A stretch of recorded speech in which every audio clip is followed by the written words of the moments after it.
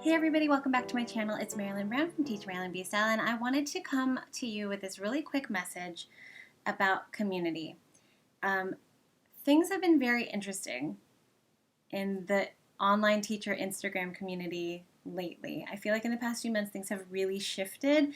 Like the VIPKid centric IG community has really changed. A lot of the big names, big players are no longer talking about VIPKid, whether it's because they just don't want to anymore or because they're not teaching for VIPKid anymore, and that's fine. I think that's totally okay.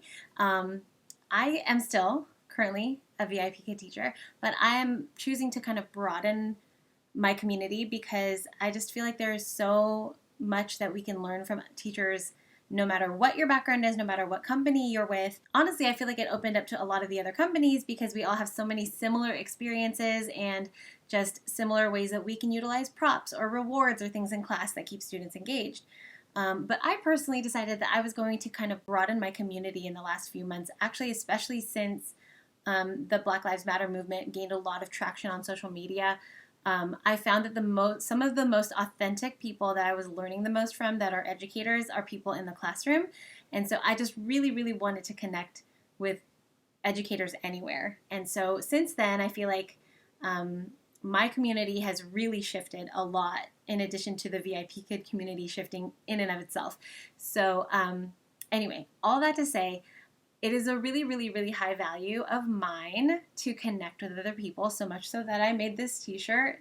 Shout out to teacher Kendra who made this for me. Teach, Connect, Shine. These are like my 3 top values as a teacher. I always want to be teachable myself as well as teaching my students. I mean, that's a given. Educators should be the #1 student in the classroom. Period. Connecting with other people has always been a high value of mine. Being a Christian, it's a biblical value. I can't live life without my community. It's just not the way that people were built. And I think we all know that. Things in isolation that are really negative tend to thrive in that isolation. And so the way to get out of that is to be in community and connected with other people. So you've got to find your people and then shine. Obviously, that means to bloom and blossom and flourish in whatever way that means for you. It's going to look different for every single one of us. So anyway, little side note about my values, but I wanted to talk specifically about community today because I feel like there are so many people that still struggle with this. But the #1, oh, who is blowing up my phone? Okay, the reason that I really want to talk about community today, it's twofold. #1, oh, look at the light came out, so now I'm like all. #1, I have heard so many educators talking about struggling to maintain a positivity. Now, I just want to talk about how positivity does not mean you have to be happy all the time. Caveat on anything I ever say ever. I'm not a clinical psychologist. I'm not a licensed therapist. I am not a counselor of any kind. So this is just my own personal experience and things that I've talked about with other people. If you need help, I'm going to put some numbers right over my face right now. Because if you need actual professional help, please seek it out. If you need someone to connect with on a personal level, I'm your girl. If you're looking for professional advice, help, then please call one of these numbers or go to any of these websites. I will link them below as well. Okay, that being said, I think it's really, really important to talk about what we struggle with because if we keep those things in isolation, then those negative things that we struggle with will only get bigger. And it feels more and more impossible to chip away at them.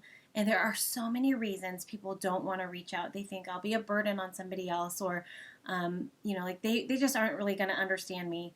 Like any of the things that I know I told myself when I was when quarantine first started and I was like, I've just got to survive. I've got to keep my head above water. I was really struggling with depression, home with my kids 24/7. Trying to do virtual school for 2 of my kids while keeping my 4-year-old busy. It was really, I mean, you guys all know, it was a really trying time. Okay, so my battery ran out and I'm filming this on a totally different day, but I still wanted to finish up some thoughts about community here.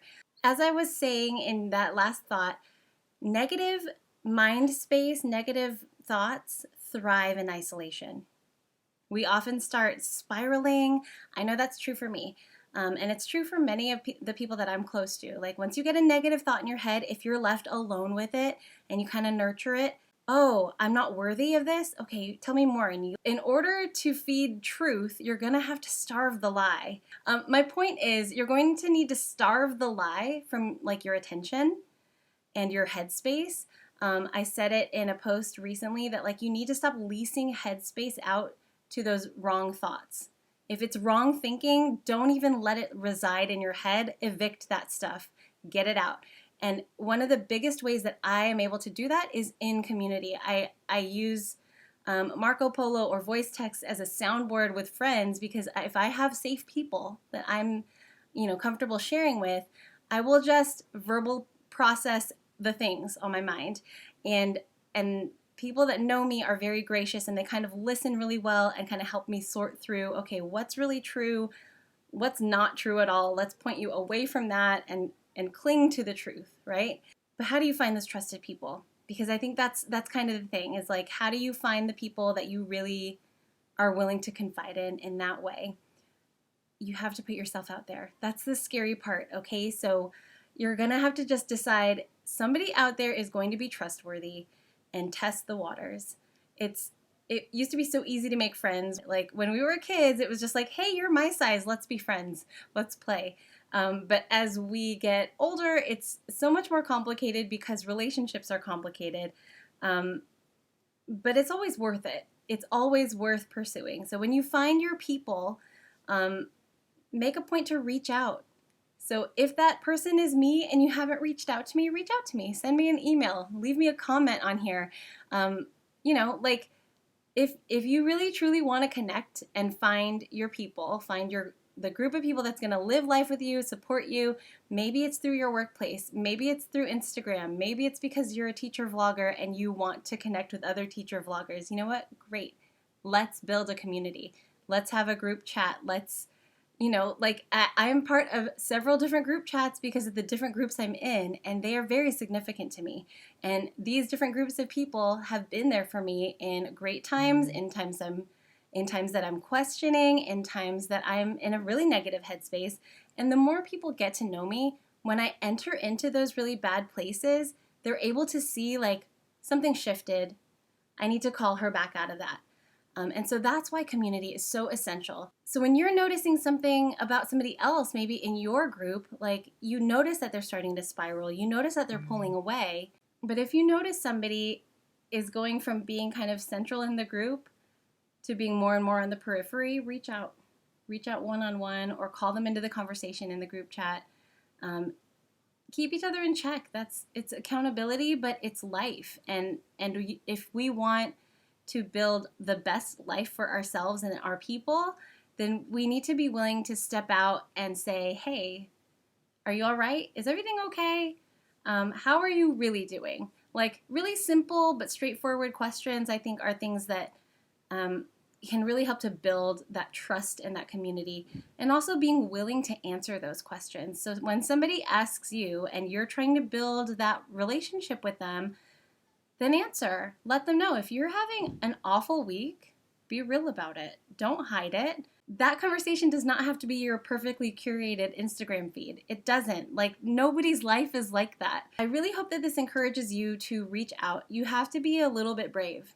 You're going to have to be uncomfortable. You're going to have to be willing to take a risk and step forward and put that hand of friendship out to like extend to somebody else.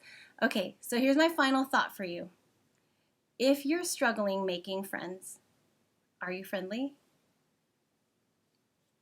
If you're having trouble approaching others, are you approachable?